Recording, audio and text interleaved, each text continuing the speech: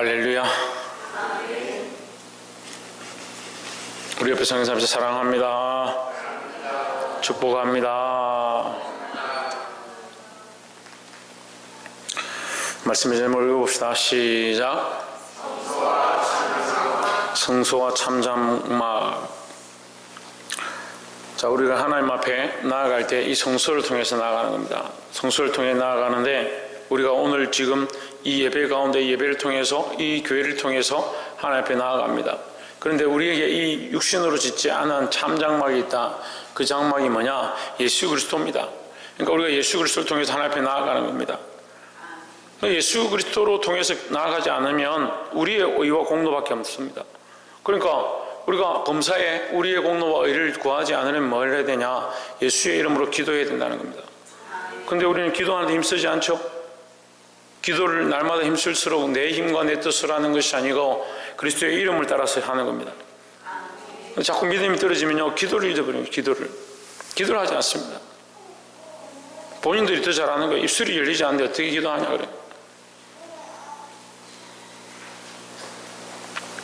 하나님 앞에 나와 엎드리며 기도하시기를 주의 이름으로 축원합니다.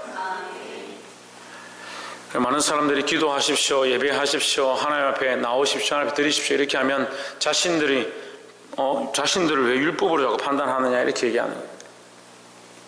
율법으로 판단하는 게 아니라 당연히 해야 될 모습들이고 제대로 하지 않기 때문에 하려고 몸부림칠 때에 오히려 성장함이 있다는, 그래서 하라고 하는 거죠. 그리고 우리가 하나님이 자녀면 당연히 기도하는 게 맞고, 그러면 얼마나 기도하는데 기도하지 않느냐는 거예요. 얼마나 그렇게 범사에 하나님 앞에 나아가고 있으니까 지금 안 나가도 된다고 착각하느냐. 하나님이 도대체 뭘 그렇게 내세울 게 있는가 모르겠어요. 본문의 말씀 함께 보겠습니다. 8장 1절에 이제 하는 말의 중요한 것은 지금 우리가 하는 말의 요점은 이러한 대제사장이 우리에게 있다는 것이라. 자, 내가 지금까지 너에게 한 말은 너희 안에 있는 대제사장에 대해서 얘기한 것이 아니고 정말 중요한 게 뭐냐? 우리에게 참된 대제사장이 있다. 이것에 대해서 내가 지금 말하고 있다 이 말이에요. 이러한 대제사장이 우리에게 있다는 것이라. 그는 하늘에서 지으신 크신 이의 보좌 우편에 앉으셨으니 했습니다. 하늘에 지극히 크신이다. 누굽니까? 왜? 하나님 우편에 있다. 예수 그리스도는 우리를 위하여 우리 앞에 있지만 또한 하나님 앞에 있다. 하나님 앞에 있는 것이 우리에게 뭐가 이득이냐? 뭐가 유익하느냐? 우리가 무슨 국가적으로 뭔가 해야 될 일이 있고 뭐 사회적으로 중요한 일들이 있다면 우리에게, 우리 성도들 중에 청와대에 다니시는 분이 있다면 우리가 얼마든지 물어볼 수 있겠죠. 큰 도움이 될 겁니다. 그런데 심지어 어디에 있느냐? 하늘에 계신다. 누구 앞에 있느냐? 하나님 우편에 있다. 얼마나 우리에게 큰 힘이 되겠습니까? 우리가 하나님 앞에 나아갈 수 없고 예배할 수 없고 함부로 하나님 이름을 부를 수 없는데 예수 그리스도가 하나님 우편에 앉아 계셔서 우리를 위하여 늘 뭐하고 계시다 했습니까? 왜? 기도하고 있다는 거죠. 근데 왜 우리는 무슨 배짱으로 기도 안 하냐고. 우리가 그리스도의 능력을 가진 게 아닙니다. 하지만 우리에게 그리스도의 이름을 허락하셨습니다. 그리스도의 이름을 할 수 있는 게 뭡니까? 기도죠. 기도를 안 하면 뭘 하자는 거예요? 그러니까 믿음이 떨어지면 또 기도를 안 합니다. 그러니까 왜 기도 안 하냐 그러면 기도를 해야 뭐 꼭 믿음이 있습니까? 기도를 꼭 해야 믿음이 있는 거 아니죠? 근데 믿음이 있는 사람은 기도하는 거죠. 자기 스스로 이 논리가 안 맞는 줄 알면서 그런 얘기를 하는 거예요. 기도를 해야 믿음이 있는 게 아니에요. 그렇죠. 그렇지만 기도하는 자들이 믿음을 가지고 있으니까 기도를 하는 거죠. 하나님 믿지 못하고 그리스도의 이름으로 기도하는 게 안 된다고 생각하는데 어떻게 기도하겠습니까? 그리고 기도는 우리가 해서 이루는 게 아닙니다. 우리가 하나님 앞에 청구하고 구하는 것뿐이지 누가 이루시냐? 하나님이 이루시는 거죠. 어떤 사람들은 기도가 안 이루어지면 하나님 원망하는 겁니다. 그럼 자기가 하나님이잖아요. 내가 원하는 계획들이 되지 않으면 하나님은 원망한다. 그럼 하나님은 내가 원하는 것을 위해서 쓰임받아야 되는 거예요. 말도 안 되는 생각들을 하고 있는 거예요. 근데 왜 그런 생각들을 하느냐? 자기가 철저하게 주인되어 있으니까요. 세상이 돌아가고 있는데 자기를 중심으로 돌아간다고 생각하는 사람들이 많이 있습니다. 정말 많이 있습니다. 세상의 주인이 하나님이심을 알아야 하고 나의 주인이 하나님이심을 알아야 될 줄 믿습니다. 이절에 성소와 참장막에 부리는 자라 했습니다. 성소와 참장막에 섬기는 이시라. 누가? 예수 그리스도가. 그 성소와 참장막은 사람이 손으로 지은 것을 얘기하는 게 아니라 사람의 죄를, 성소와 장막은 하나님을 만나고 죄를 씻는 곳이죠. 성소와 장막은 하나님께서 백성들의 죄를 씻어주고 그들을 만나주는 장소죠. 그러니까 참 성소와 참 장막은 누구냐? 예수 그리스도다. 왜 그렇습니까? 예수 그리스도를 통해서 하나님을 만날 수 있으니까. 참 성소 참 장막은 누구냐? 예수 그리스도다. 예수 그리스도의 이름으로 그 보혈로 덮어서 예수 그리스도를 옷 입고 그 휘장 속으로 사이로 나아간다는 거죠. 그러니까 참 성소 참 장막은 누구냐? 예수 그리스도다. 그러니까 그 길을 섬기는 자 이렇게 표현하는 겁니다. 왜 이렇게 표현하느냐? 이 히브리인들은 성소와 장막에 대한 개념을 너무 또렷하게 갖고 있으니까 그들의 죄를 내어놓으려면 짐승을 가지고 성소에 나아가야 되는데 그 장막에 나아가서 제사장들이 대신 그 짐승을 잡아서 피를 쏟고 너희 죄가 사했다 해야 이제 하나님 만날 수 있구나 그렇게 생각하니까 너희가 이제 그럴 필요 없다. 참 성소와 참 장막이 있다. 누구냐? 예수 그리스도다. 그 장막을 섬기는 자 예수 그리스도라는 얘기인데 그 장막 자체가 예수 그리스도예요. 그 장막을 섬기는 존재가 예수 그리스도고 이 장막은 손으로 짓지 않은 거니까 보이는 문제가 아니니까. 그러니까 장막 자체가 영적인 그리스도의 존재 자체를 얘기하는 거예요. 하나님 앞으로 나아가는 뭐다? 통로다 아니에요. 통로다. 이 장막은 주께서 세우신 것이요. 이 장막은 누가 세웠다? 하나님께서 세웠다. 사람이 세운 것이 아니니라 했습니다. 하나님께서 세웠는지 어떻게 아느냐? 지금까지 우리가 공부했어요. 지금까지 멜기세덱의 반차를 따른다. 멜기세덱은 어디서 왔느냐? 어디서부터 왔는지 어디로 가는지 모른다. 사람의 혈통을 따르지 않는다. 그게 하나님이 세우신 제사장이라는 거죠. 그러니까 이 장막이 누가 세웠냐? 하나님이 세우셨다. 그러니까 이 장막이 누구냐? 예수 그리스도라는 거예요. 멜기세덱은 결국 누구를 상징하느냐? 예수 그리스도를 상징하는 거죠. 3절에 대제사장마다 예물과 제사를 드림을 위하여 세운 자니 이러므로 저도 무슨 드릴 것이 있어야 할지니라 했습니다. 대제사장마다 예물과 제사 드림을 위하여, 다시 말하면 성소와 장막을 위하여, 그죠? 이해가 되세요? 성소와 장막을 위하여. 그럼 예물과 제사가 무슨 성소와 장막입니까? 성소와 장막에서 하는 일이 예물과 제사 드리는 거니까. 이해가 되세요? 대제사장마다 성소와 장막에서 일해야 하는데 그도 뭔가 일을 해야 될 거 아니냐 이 말이죠. 대제사장들도 예물을 드려야 한다. 예물을 드려서 하나님 앞에 나아가게 한다. 백성들 하나님 앞에 나아가게 하는데 그건 누굽니까? 예수 그리스도도 무엇인가 드릴 것이 있어야 할지니. 그렇지만 예수 그리스도는 뭘 드렸습니까? 자기 자신을 드렸습니다. 이 3절의 말씀을 그냥 요것만 보면 어려운 거죠. 근데 앞에서 뭐라고 합니까? 세상에 있는 제사장들은 자기를 위하여 예물을 드려야 하고 백성을 위하여 예물을 드려야 하고 그 또한 예물은 온전치가 않다. 온전치가 않아서 그리스도의 십자가의 죽으심으로 온전하게 됐다고 인정받은 것뿐이지 그것 자체가 온전하지 않다. 그러니까 그들은 어떻게 되냐? 해마다 드려야 된다. 해마다. 하지만 예수님도 이 성막과 이 성소와 장막이라면 그분도 뭔가를 드려야 되지 않느냐? 그분이 드린 이 몸은 완전하시기 때문에 뭔가 드렸다. 뭘 드렸냐? 완전한 제물을 드렸다 하는 거죠. 그러니까 더 이상 말할 게 없는 거죠. 뭘 드려야 되지 않느냐? 말할 필요가 없다는 거죠. 이걸 정리를 하면 그런 거예요. 세상의 제사장들은 날마다 해마다 제물을 드려야 하지만 하나님이 세우신 제사장은 단번 드림으로 이제 드릴 필요가 없다라는 거죠. 4절에 예수께서 만일 땅에 계셨다면, 땅에 속했다면 제사장이 되지 아니하셨을 것이니 했습니다. 이는 율법을 따라 예물을 드린 제사장이 있음이라. 이 땅에 속했다면, 이 땅에 속했다면, 이 땅에 속했다면, 예수님이 이 땅에 속했다면 예물을 드려봤자 뭐합니까? 예물 드려봤자 뭐예요? 뭐가 돼요? 예물 드려봤자 자기를 위한 것밖에 안 되는 거죠. 제사장들이 자기를 위하여 제물을 드리는 것처럼 예수님이 만일 제물을 드렸다 하더라도 예수님이 이 땅에 속했다면 세상에 속한 존재가 되니까, 세상에 속했고 세상에 피를 이어받은 원죄를 가지고 있고 범죄한 자가 되니까 자기를 위해 제물을 드린 것밖에 안 되는 거죠. 자기 죄밖에 살 수 없는 자다 이 말이에요. 그럴 수 없다는, 그 말이 안 된다는 거죠. 예수께서 만일 땅에 계셨더라면 제사장이 되지 아니하셨을 것이니 이는 율법을 따라 예물을 드린 제사장이 있음이라. 그러니까 그런 존재로 하실 거면 이 땅에 오지도 않을 뿐더러 이 땅에서 그런 일을 하지도 않을 거다니 말이 안 된단 말이죠. 5절에 저희가 섬기는 것은 하늘에 있는 것의 모형과 그림자라. 그들이 섬기는 게 뭐냐? 그들이 누굽니까? 네, 제사장들이죠. 제사장들이 섬기는 것은 하늘에 있는 것의 모형과 그림자다. 다시 말하면 무엇의 모형과 그림자다? 지금 우리가 두 가지 계속 얘기했잖아요. 비교해서 무엇의 모형과 그림자다? 예수 그리스도의 들이심에 대한 모형과 그림자다. 그러니까 이제 이거 필요 없다는 거예요.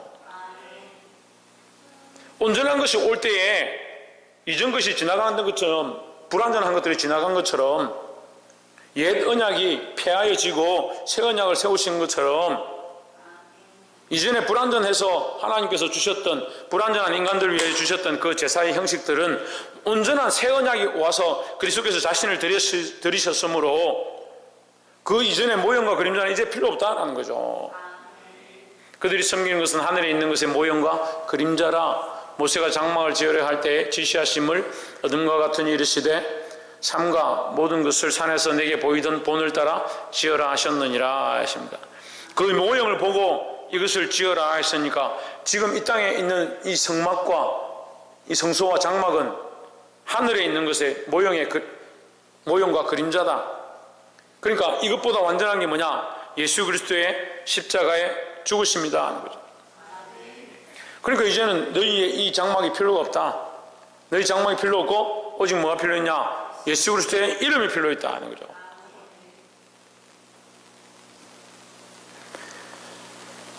구절에 6절에 그러나 이제 그는 더 아름다운 직분을 얻으셨으니 그는 더 좋은 약속으로 세우신 더 좋은 언약의 중보시라 하십니다.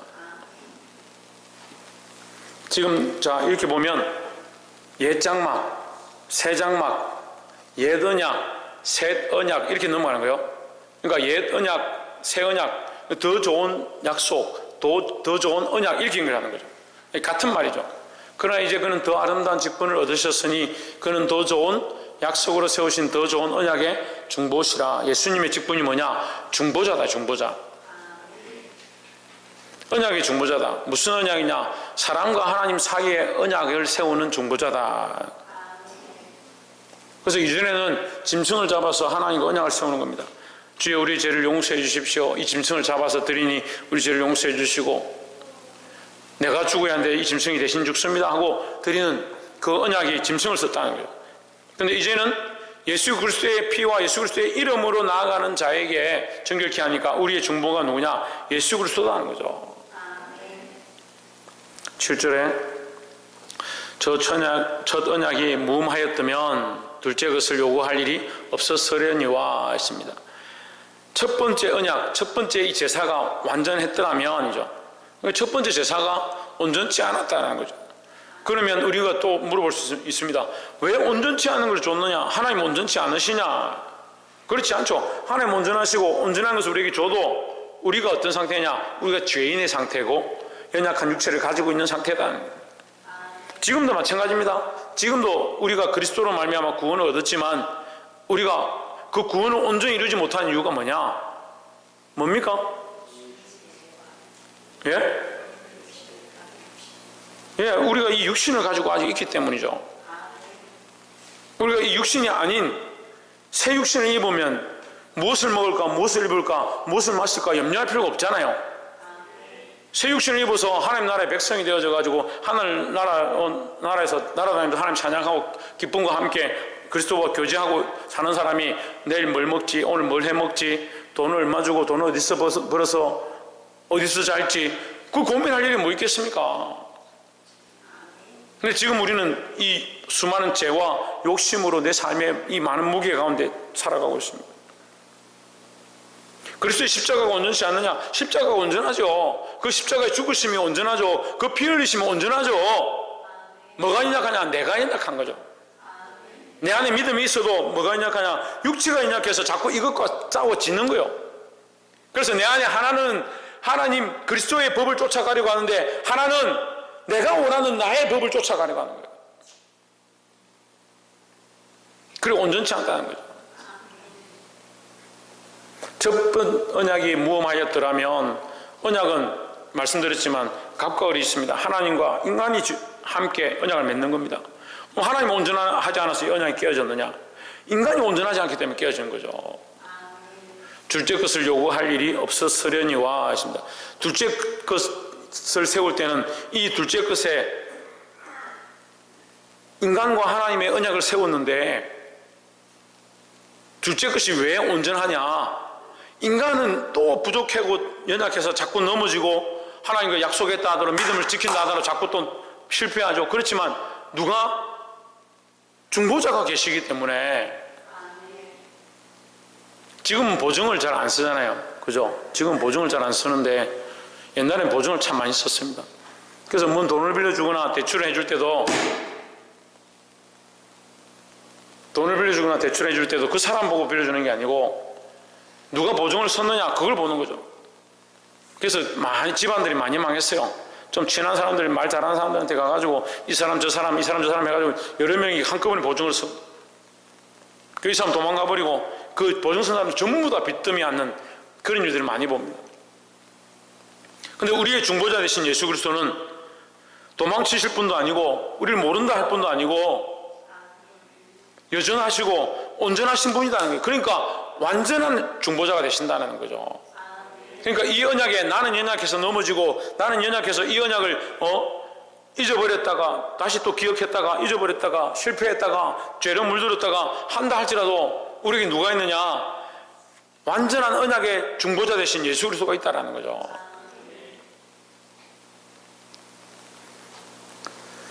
팔 절에 저희를 허물하여 일렀으되 주께서 이르시되 볼지어다 날이 이르리니 내가 이스라엘 집과 유다 집과 더불어 새 언약을 맺으리라. 왜 새 언약을 맺어야 합니까? 예? 옛 언약이 온전치 않다라는 거죠. 9절에 또 주께서 이르시되 이 언약은 내가 그들의 열조의 손을 잡고 애굽 땅에서 인도하여 내던 날에 그들과 맺은 언약과 같지 아니하도다. 이 언약은 무슨 언약입니까? 예? 이 언약은 새 언약이죠. 그죠? 새 언약이죠. 그러니까 그들을 인도하여 내던 때의 그건 옛 언약이고, 인도하여 내던 때에 맺은 언약은 옛 언약이고, 지금 세우는 이 언약은 그것과 같지 않다. 그들은 내 언약 안에 머물러 있지 아니하므로 하나님과의 언약 안에 그들이 온전히 지키지 못하고 그 언약을 약속을 믿고 살아가지 못하더라. 내 언약 안에 머물러 있지 아니하므로 내가 그들을 돌보지 아니하였노라. 내가 그들을 버렸노라. 이 말이에요. 10절에 또 주께서 이르시되 그날 후에 내가 이스라엘 집과 맺을 언약은 이것이니 내 법을 그들의 생각에 두고 그들의 마음에 이것을 기록하리라. 나는 그들에게 하나님이 되고 그들은 내게 백성이 되리라 했습니다. 고린도후서 2장 3절 말씀에 우리 마음에 새겼다.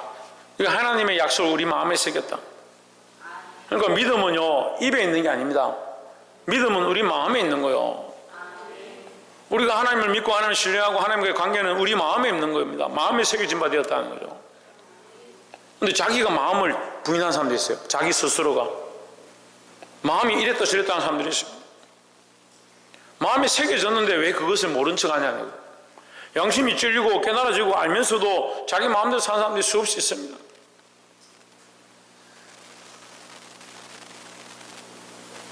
그러니까 믿음은 보이지 않으니까 보이지 않는 믿음을 지켜야 되죠. 근데 우리가 사람들을 세우거나 저 사람 참 훌륭하다 할 때 뭘 보고 그렇게 합니까? 보이는 걸 보고 그렇게 합니다. 보이는 걸 보고. 하나님 우리 중심을 보시는데 조혜준 뭘 본다고? 조혜준 뭘 본다고? 하나님 뭘 보신다고? 누구의 중심을 본다고? 엄마의 중심을 보나? 그러면 엄마의 중심 안 보나? 지대현 누구의 중심을 보는데? 누구의 중심을 본다고? 박창준 누구의 중심을 본다고? 상태 안 좋은 거 티를 내네 다들. 최원영 누구의 중심을 본다고? 최하윤 누구의 중심을 본다고? 그래. 내 마음의 중심은 그렇게 해서 되게 잘 안 와. 이 마음을 지켜야 되네, 마음을. 그럼 뭘 지킬 거냐고요? 뭘 지킬 거냐고요? 좋은 옷 입는 거 지킬 거냐고요? 사람들에게 칭찬받는 거 지킬 거냐고요? 사람들이 인정해 주는 거 그거 지키려고 다들 그 사람들한테 보이는데 신경 쓰. 하나님 우리 그걸 안 보는데, 하나님 우리 중심을 보시는데. 그럼 목사님 우리가 그럼 뭐 옷도 대충 뭐 아무렇게나 입고 다 떨어진 거 입고 화장도 하지 말고 지저분하게 다니란 말입니까? 그 말이 아니잖아요. 하나님 우리 중심을 보시니까 우리가 하나님을 사랑하는 마음으로 하나님의 영광을 위하여 최대한 내가 덕을 끼치는 모습들을 또한 보일 필요가 있다는 거죠.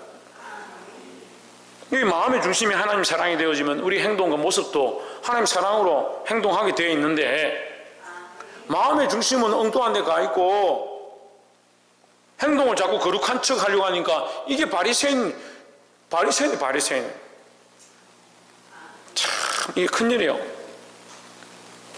여러분 우리나라는 교회에요 바리새인들이 진짜 많아요. 한국 교회는요 바리새인들이 덕실덕실합니다. 근데 본인들이 바리새인인지 모르는 거죠. 회칠한 무덤이에요. 겉으로는 멀쩡한데요 겉으로는 깨끗한 척하고 앉아있는 겁니다.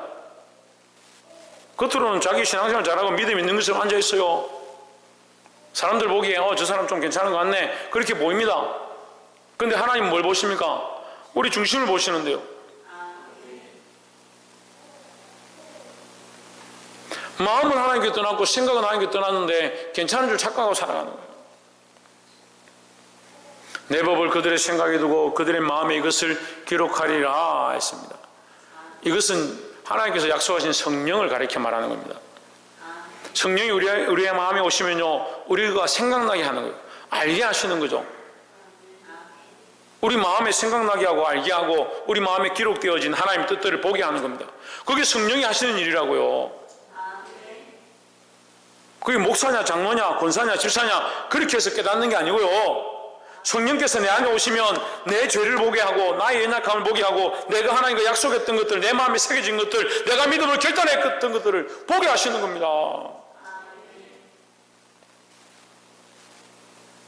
나는 그들에게 하나님이 되고 그들은 내 백성이 되리라. 하나님을 하나님이라 하고 자신이 하나님의 백성이다라고 깨닫는 게 뭐냐? 성령이 하신 일이에요. 성령이 하신 일.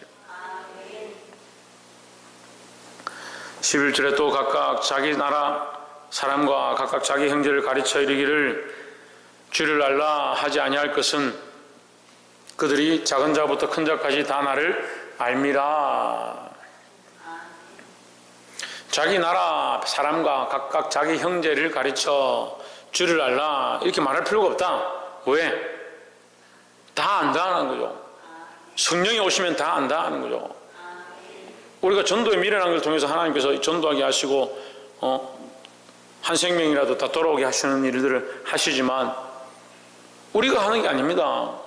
우리를 사용하실 뿐이지. 또한 온 모든 민족들이 다 하나님을 알기 때문에 하나님 못 믿는다 안 믿는다 하나님 없다라고 부정할 수 없는 거예요. 자기들이 하기 싫으니까 부정하는 것뿐이지 하나님 살아계심을 우리가 분명히 다 알고요. 자연 만물 보고도 알고요. 우리가 호흡하고 살아가는 것을 보고도 다 알 수 있는 겁니다. 누구를 아느냐? 하나님을 안다는 거죠. 그래서 이 11절은 다 나를 알리라 했으니까 너희가 그리스도를 아니까 그리스도를 믿어야 된다, 그리스도를 알아야 된다 할 필요가 없다는 거죠. 이게 무슨 말이냐면 성령이 임하셔서 믿게 하시는 것은 너희의 어떠함으로 된 것이 아니다. 이게 좀 어렵지만요, 우리가 어떻게 말해서 우리가 어떻게 전도해서 된 것이 아니다. 성령께서 하셨다라는 거죠. 성령께서 알게 하셨다라는 거죠. 그러면 또 이것도 헷갈리는 거예요. 그럼 전도하지 말아야 됩니까? 아니요. 전도를 사용하시는 거죠. 우리를 사용하시는 거죠. 그래서 쓰임받는 것을 감사해야 되죠. 하지만 우리가 하는 것이 아니라 누가 하신다? 성령이 하신다. 성령이.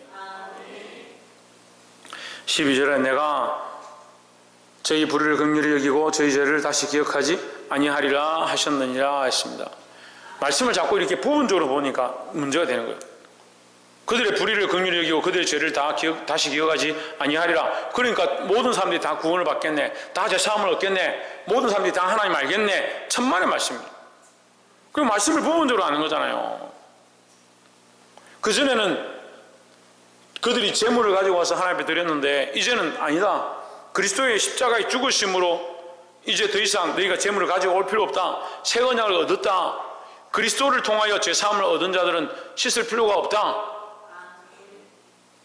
그리스도로 말미암아 제사함을 얻은 자, 죄를 다시 기억하지 아니하리라 이렇게 붙여야죠. 말씀을 연결하면 이렇게 붙여야죠. 예수 그리스도의 이름으로 제사함을 얻은 자, 그 피값으로 제사함을 얻은 자, 그 예수 그리스도를 그 마음에 새기고 믿는 자, 그들의 죄는 다시 기억하지 아니하리라 이렇게 읽어야 되죠. 근데 말씀을 보는데 자꾸 이게 띄어서 쪼개서 보는 거예요. 그러니까 이단이 나오는 겁니다. 이 말씀을 가지고 이단들이 뭐라고 하냐면 만인 제사장, 만민 구원론. 결국 하나님께서 마음이 사랑이 많으셔서 심판하시고 이 그리스도를 보내셔서 이 땅에 구원의 일들을 하시겠지만 결국 마지막에는 하나님께서 조금 심판하시다가 불쌍히 여겨서 전부 다 데리고 올라와서 천국에 갈 것이다. 그건 만인 구원론이야. 하나님 어제는 오늘은 영원토록 동일하다 하셨는데 자기들 마음대로 하나님 바꿔버린 거예요. 성경을 부분적으로 해석하면 그들의 죄를 다시 기억하지 아니하리라 이것만 딱 보는 거죠. 그들의 불의를 긍휼히 여기고, 누구 때문에 긍휼히 여기고? 예수 그리스도의 중보 때문에 긍휼히 여기고, 그 앞에 언약이 온전치 않다라고 했는데 예수 그리스도 빼고 하면 어떻게 됩니까? 앞에 언약하고 똑같잖아요. 앞에 언약하고 똑같잖아요. 말씀 안 들었어요? 앞에 언약이 왜 온전치 않느냐? 예수 그리스도가 없어서 인간이 연약하기 때문에 다 망했다는 거죠. 다 무너졌다는 거죠. 근데 새 언약이 뭐냐? 예수 그리스도로 말미암은 언약인데 그들의 불의를 긍휼히 여기고 그들의 죄를 다시 기억하지 아니하리라에 예수님을 빼버리면 결국 똑같잖아요. 처음하고 나와 하나님 서 있는 거잖아요. 그리고 이 인간들이 이걸 잊어버리는 거예요. 이걸 착각하는 거예요. 예수 그리스도 없이는 아무것도 아닙니다. 13절에 새 언약이라 말씀하셨음에 했습니다. 그러니까 이것이 새 언약이다. 새 언약의 중보가 누구냐? 예수 그리스도다. 새 언약이라 말씀하셨음에 첫 것은 낡아지게 하신 것이니 너희가 드리는 지금 이 제사는 낡아진 것이다. 낡아지고 쇠하는 것은 없어져 가는 것이니라 했습니다. 너희가 지금 하고 있는 이 제사를 드리고 제물을 가지고 와서 하고 있는 이것은 없어지는 것이다. 없어져 가는 것이다. 없어져야 될 것이다 이 말이에요. 그리고 보라, 이전 것은 지나갔으니 새 것이 되었다 하는데 왜 자꾸 이전 것을 하고 있느냐. 이건 우리의 믿음의 모양도 똑같아요. 이전 것은 지나갔다 하는데 왜 옛날처럼 계속 죄를 짓고 옛날처럼 사는 방식대로 살고 옛날 생각처럼 똑같이 생각하고 예수 그리스도로 말미암아 구원을 얻었고 그리스도의 피로 말미암아 씻음을 입었고 그리스도의 이름으로 내가 하나님 앞에 나아가는데 자꾸 왜 자기 마음대로 사냐는 거예요. 이것을 마음에 새겨줬는데도 새긴 것을 생각하지 않고 자꾸 자기 노력으로 사는 것도 문제고요. 자기 마음대로 사는 것도 문제다.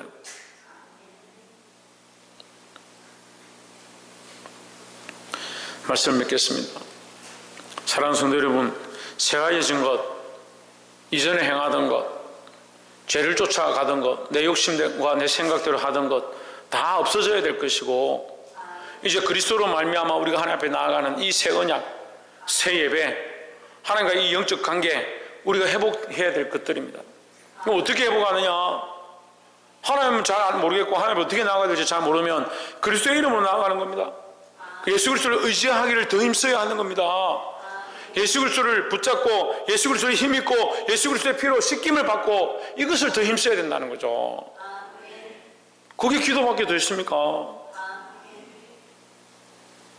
근데 기도하지 않으면서 찬양 가운데 온 마음을 집중하지 않고 말씀 가운데 그리스도를 발견하려 하지 않고 그 옛 습관대로 그대로 사는 거예요. 그리고 문제 터지면 내 생각은 이렇습니다. 방법이 이렇지 않습니까? 이렇게 하면 되지요. 이게 옳지요. 그리스도가 나의 중보고 나는 연약하고 내가 하나님과 세웠던 하나님께서 내게 세우셨던 그 언약 가운데 나의 연약함으로 그것이 무너졌고 이제 예수 그리스도로 말미암아 새 언약을 세우셨는데 아직도 우리는 그리스도를 통해서 하나님 앞에 나아가는 것보다 그리스도를 통해서 은혜 받는 것보다 그리스도의 십자가로 말미암은 구원의 역사보다 자꾸 나를 나타내고 나를 자랑하고 내가 주인된 삶을 여전히 살아가는 겁니다. 그건 아무것도 하지 않는 겁니다. 반석 위에 집을 짓는 게 아니라 모래 위에 집을 짓는 것과 같아요. 분명히 말씀하셨습니다. 다 지은 것 같죠? 멋있게 보이고 멋져 보이고 튼튼한 것 같죠?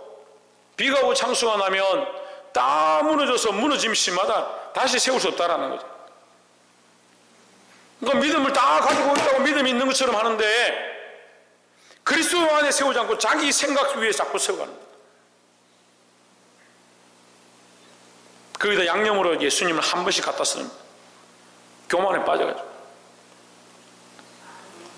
예수 그리스도 위에 세우지 않으면 우리의 세움도 우리의 모임도 우리의 예배도 다 헛된 줄 알아야 되는 거예요. 그리스도 위에 세워짐으로 하나님과의 온전한 이 언약이 세워지고 하나님 나라를 믿음으로 바라볼 수 있는 저와 여러분 되시기를 주의 이름으로 축원합니다. 기도하겠습니다.